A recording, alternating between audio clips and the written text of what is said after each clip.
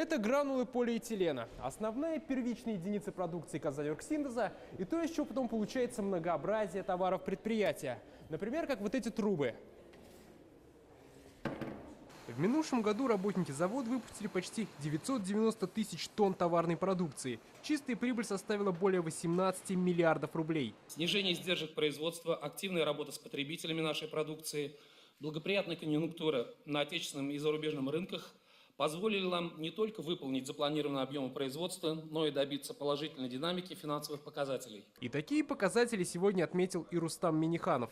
Компания еще раз доказала, что является одним из наиболее динамично развивающихся и успешных предприятий нефтехимии Российской Федерации. По всем параметрам компания имеет положительный тренд.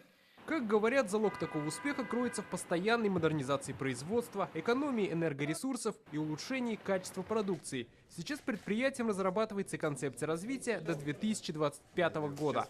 Сказали, значит, будет. Подготовка проведена, она находится уже в стадии начала реализации.